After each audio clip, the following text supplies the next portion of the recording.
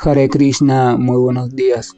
Namo Om Vishnupadaya Krishna Prestaya Bhutale Srimate Bhaktivedanta Swaminiti Namine Namaste Saraswate Deve Gauravani Pracharine Nirvisesa Sunyavadi Pashatya Deshatarine Jaya Sri Krishna Chaitanya Prabhu Nityananda Sri Advaita Gadadhara Rivasadi Gaura Bhaktavrinda Hare Krishna, Krishna Krishna, Hare Hare, Hare Rama, Rama Rama, Hare Hare. Hare Krishna reiterados, vamos a continuar con las lecturas y propuestas de reflexiones sobre fragmentos del siempre maravilloso, radiante y trascendental Srimad Bhagavatam. En el día de ayer estuvimos compartiendo sobre el texto número 14 del capítulo número 8 del primer canto del Srimad Bhagavatam, donde decía lo siguiente: el Señor del misticismo supremo, Sri Krishna, reside en el corazón de todos en forma de Paramatma, o superalma, o alma suprema. Como tal, solo para proteger al descendiente de la dinastía Kuru, cubrió el embrión de Uttara con su energía personal.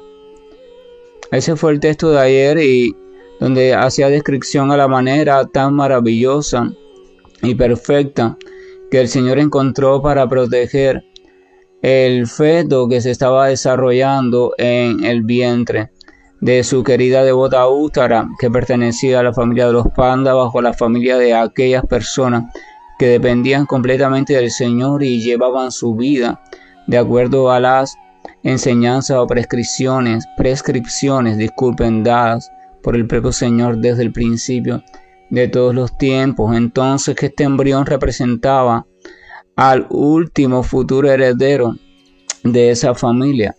Había que protegerlo, y el Señor lo hizo mediante su energía personal, o sea, mediante su propia energía espiritual.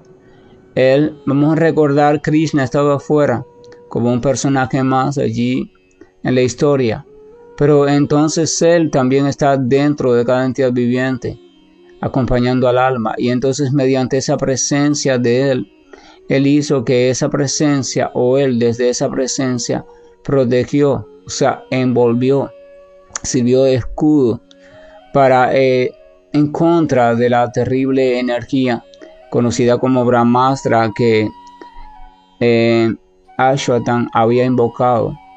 Vamos a ver cómo lo hizo. Dice el texto 15: Oh Saunaka, aunque la suprema arma conocida como Brahmastra, que había sido lanzada por Ashwatan, era irresistible y no podía ser detenida ni contrarrestada, aún así fue neutralizada y desbaratada al confrontarla la fuerza de Vishnu, el Señor Supremo. Aquí hace una descripción y menciona un detalle muy importante en cuanto al arma conocida como Brahmastra. Ya del Brahmastra hemos hablado en textos anteriores y hemos hecho referencia a que se trata de un arma que es invocada en el plano sutil, y entonces es dirigida hacia un blanco específico y puede ser comparada con la radiación que emerge de un arma nuclear. Entonces se dice en la literatura que este tipo de arma es devastadora en el mundo material, porque devasta a nivel brusco, o sea, a nivel burdo y a nivel sutil. Y también se explica que cuando el Brahmastra es invocado, es muy difícil y casi imposible contrarrestarlo.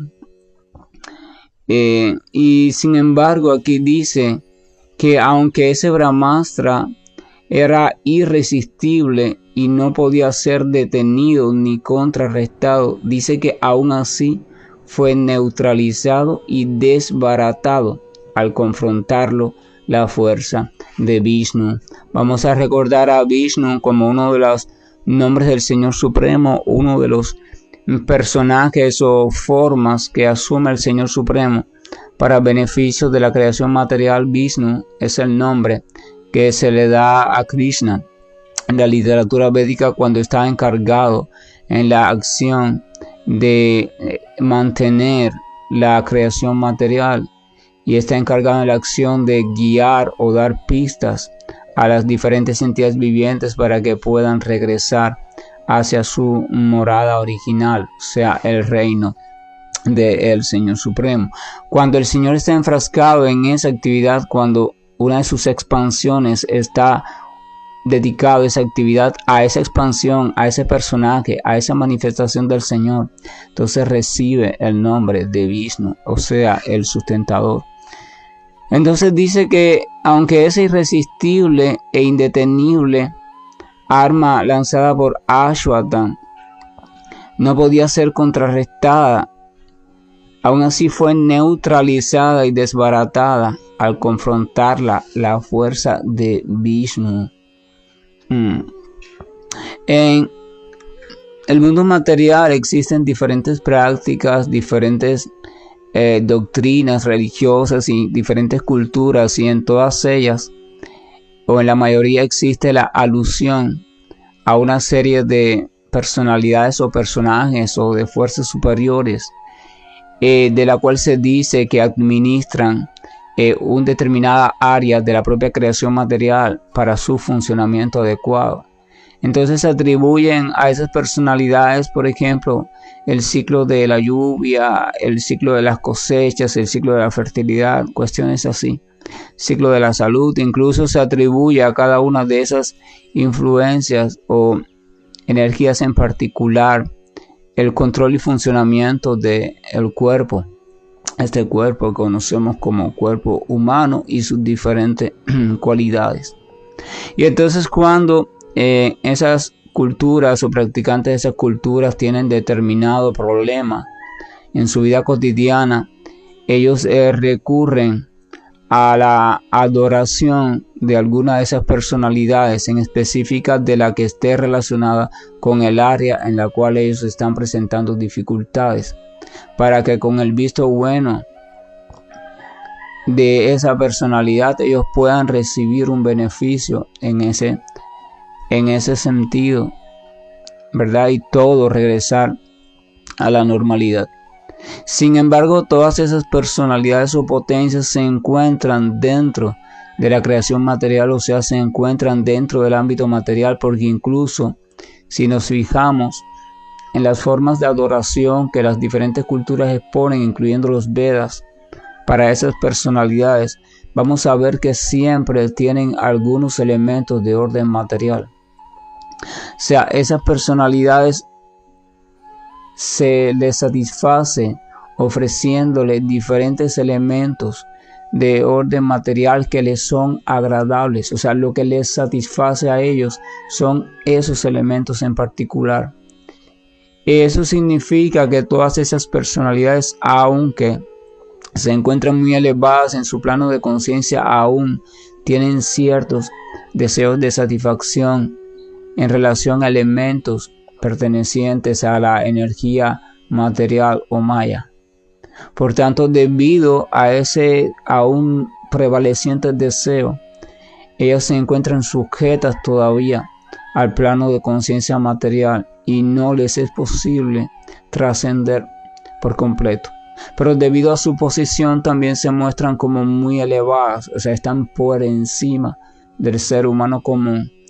Y entonces cuando esas entidades también a la par han cultivado una cierta relación con el Supremo, entonces por eso se les asigna ciertas capacidades o ciertos cargos, por decirlo así, en la dinámica universal. Ahora, hay que comprender que la influencia de dichas personalidades solamente está registrada dentro del plano de conciencia material, sutil o burdo, pero solo dentro del plano de conciencia material, y solo está circunscrita a aquellas áreas en las cuales se le ha asignado capacidades específicas. No pueden, no tienen jurisdicción, por decirlo así, no tienen influencia, no tienen dominio sobre las áreas diferentes al área que ellas tienen asignada. De la misma manera que el ministro de Energía no tiene influencia sobre el ministro o el Ministerio de las Fuerzas Armadas, sobre el Ministerio del Transporte o de las Comunicaciones, porque cada una de esas áreas o ministerios o departamentos del gobierno tiene a un propio representante allí, que a la vez es el representante del presidente de la República, pero está a cargo específicamente de esa área. O sea, por ejemplo, cuando decimos, si vamos a decir que el presidente de la República se está encargando del área de la transportación, entonces a esa función, a ese personaje le llamamos ministro de transportación. Idealmente, desde el punto de vista teórico, el ministro es el representante del presidente para un área determinada. De esa forma se vuelve más factible y práctico el manejo de toda la compleja estructura de cualquier gobierno, de cualquier país del mundo. Entonces el ministro se debe ver no como una persona específica, sino como el representante de la máxima autoridad en un área de funcionamiento determinado. Así entonces se deben ver a esas figuras.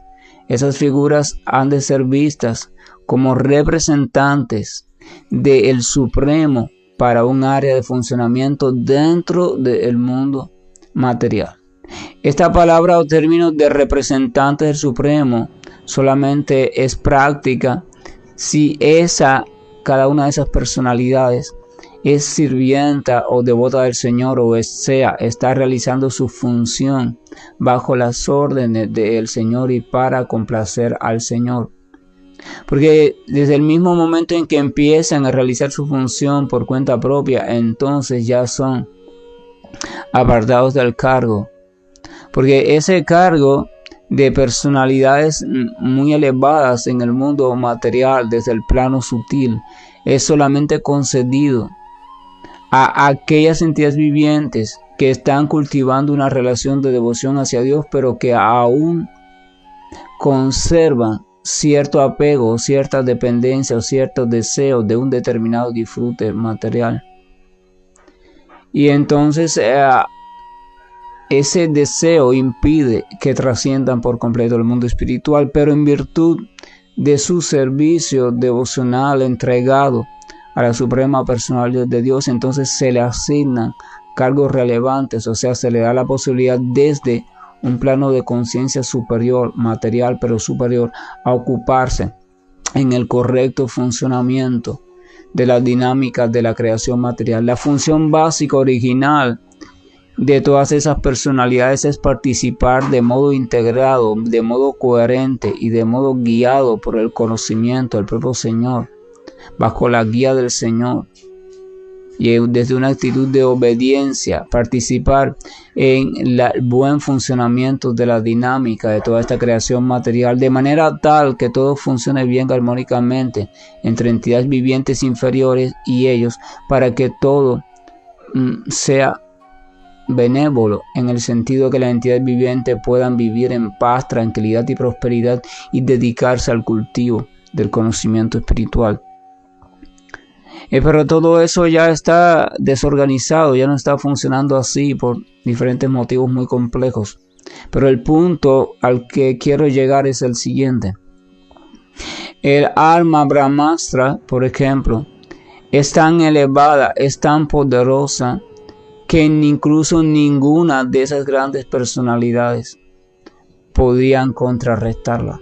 Aunque los Pándavas hubieran invocado a cualquiera de esas personalidades, incluyendo a Brahma, el arquitecto del universo material, el jefe de todas esas grandes personalidades, el que se ocupa de la creación, del proceso creativo, ni Brahma podía haber contrarrestado el Brahmastra.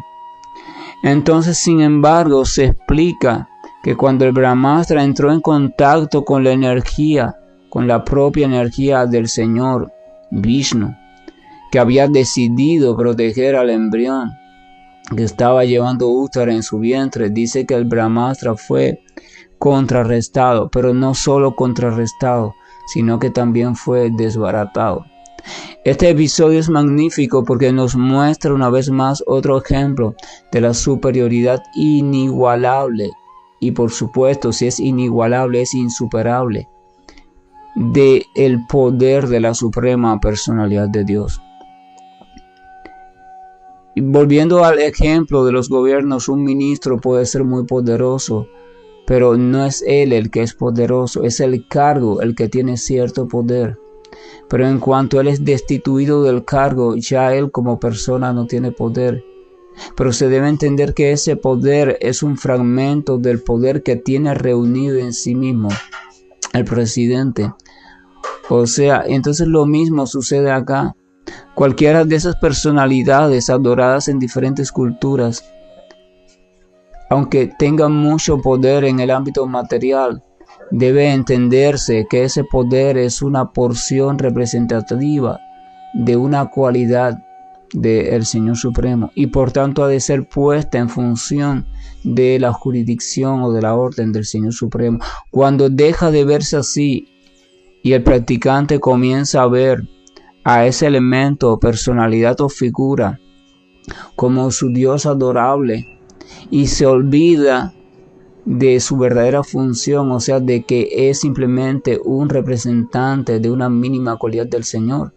Entonces en ese mismo momento se debe comprender que la práctica de ese sujeto se ha desviado del camino correcto y se debe comprender que por tanto su inteligencia verdadera ha sido confundida. Y entonces a ese tipo de práctica desorientada es a la cual combaten escrituras como el Srimad Bhagavatam. Por eso al principio el Srimad Bhagavatam explica que este texto está libre de toda religión falsa.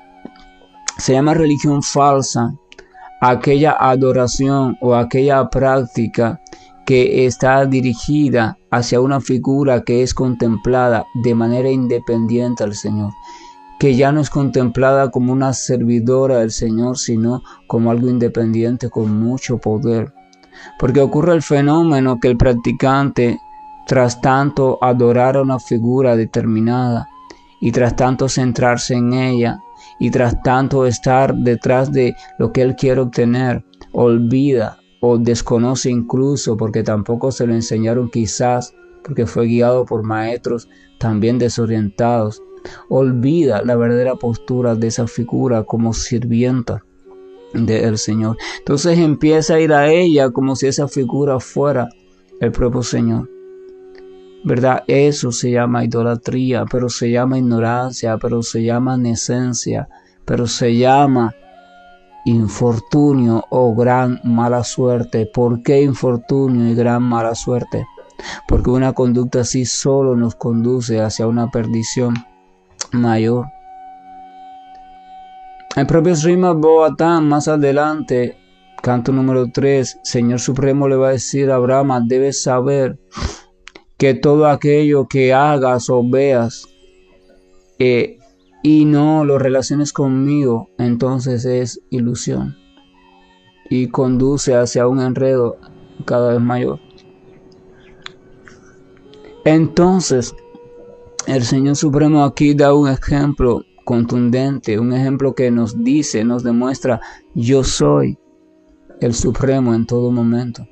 Y por tanto, cuando mi devoto sincero depende de mí constantemente, de manera fiel y entregada, entonces yo, únicamente yo, soy suficiente en mí mismo para intervenir por él. Ese es el mensaje del Señor Supremo. En ese suficiente en sí mismo, él puede poner a trabajar a diferentes entidades, ¿verdad?, a que se ocupen de esto, de aquello, pero es él quien las organiza. Él realmente no necesita de nadie, sino que el Señor Supremo da la oportunidad a diferentes entidades o almas que están entregadas por su devoción a que participen de uno de sus pasatiempos o de una de sus actividades para proteger a uno de sus devotos fieles. Entonces ahí está la cuestión: no hay superioridad para el Señor Supremo. Absolutamente nada, absolutamente nadie es igual y mucho menos superior al Supremo. Por tanto, absolutamente nada y absolutamente nadie merece toda la adoración de la entidad viviente. Solo la suprema personalidad de Dios merece todo el servicio, la adoración, la glorificación de la entidad viviente lúcida. Y si acaso la entidad viviente, por bagajes culturales, tiene referencia a otras personalidades y a otros tipos de entidades, debe contemplarlas también de manera lúcida como sirvientes del Señor Supremo y no como supremos en sí mismos. Eso es un consejo sano de la escritura védica que debemos de ser muy cuidadosos y revisarlo, porque casi todos lo violamos en algún momento. Entonces el texto 16 dice: oh brahmanas, no crean que esto que ha realizado el Señor es algo especialmente maravilloso entre las actividades de la misteriosa e infalible personalidad de Dios, pues Él incluso es quien mantiene y aniquila todas las cosas materiales mediante su propia energía trascendental, aunque al mismo tiempo Él mismo es innaciente. Cuando el Señor hizo eso con el alma brahmastra, todo el mundo quedó deslumbrado, como se dice en Cuba, boquiabierto. Wow, hasta los semidioses, hasta Brahma. ¿Cómo pudo hacer eso? ¿Qué poder es ese tan maravilloso y magnífico que ni siquiera nosotros poseemos, ¿no? Se dicen los semidioses.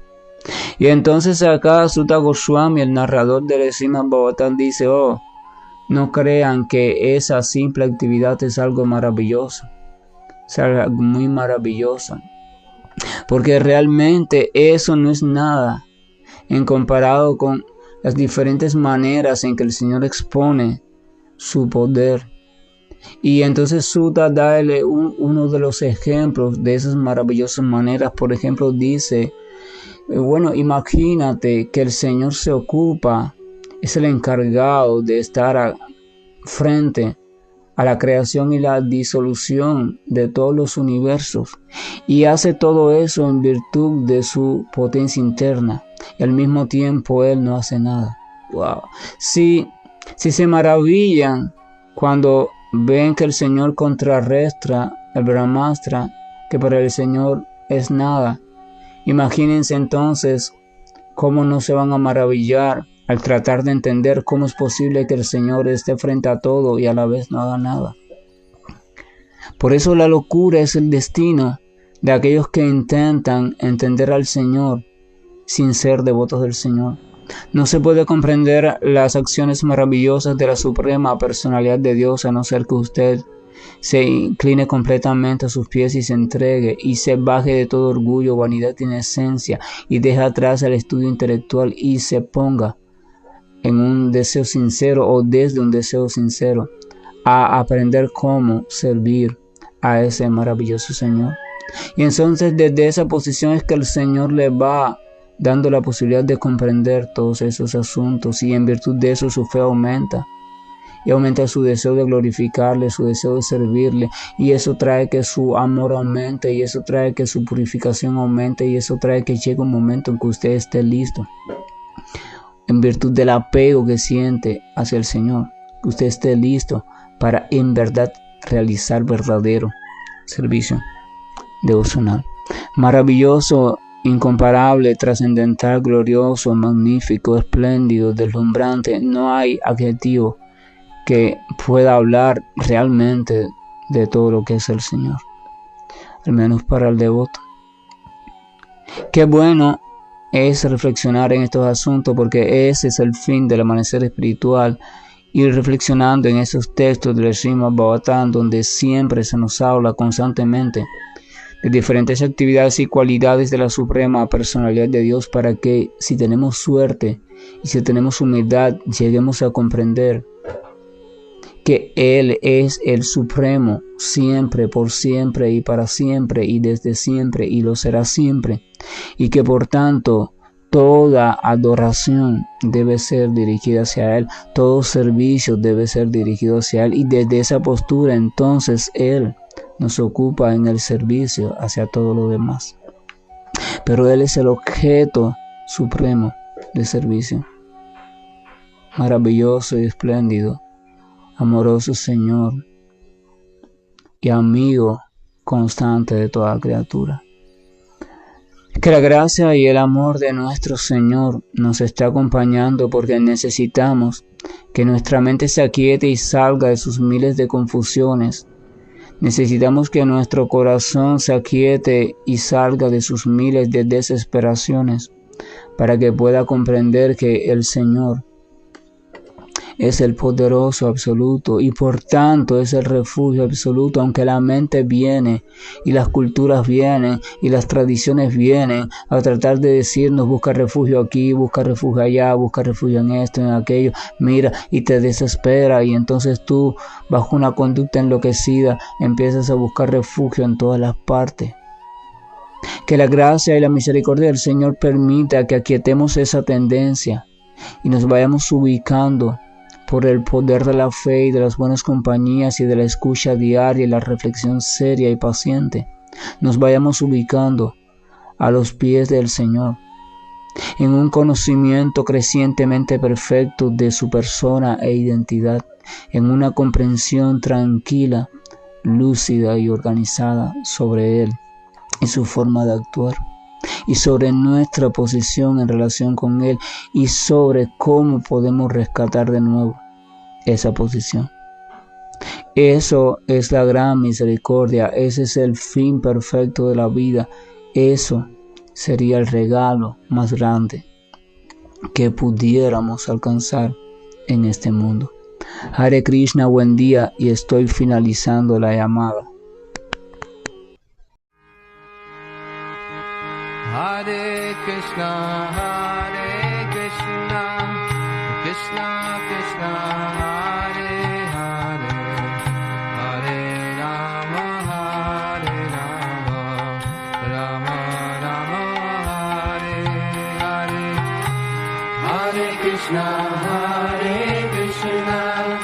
Krishna Krishna, Hare Hare, Hare Rama, Rama Rama, Hare Hare. Hare Krishna,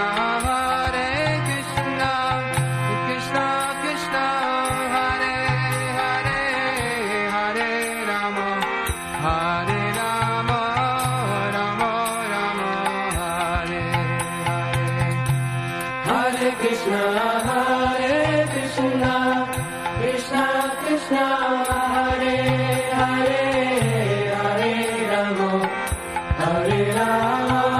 Rama Rama, Hare Hare. Hare Krishna, Krishna Krishna, Hare Hare, Hare Rama, Rama Rama, Hare Hare. Hare Krishna, Krishna Krishna, Hare Hare, Hare Rama, Rama Rama, Hare Hare. Hare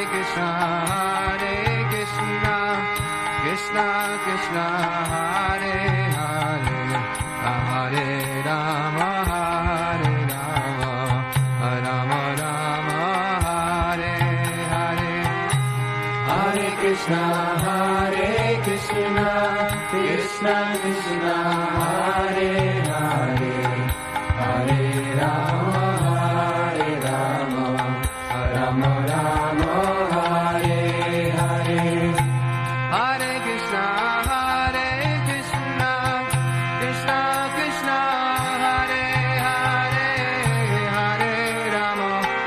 Hare Rama, Rama Rama, Hare Hare.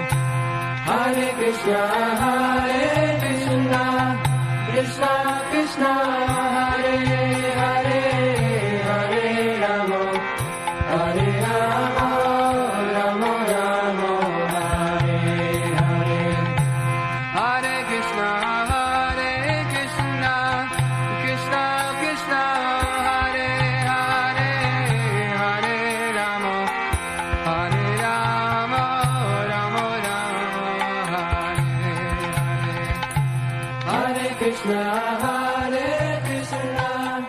Krishna Krishna Hare Hare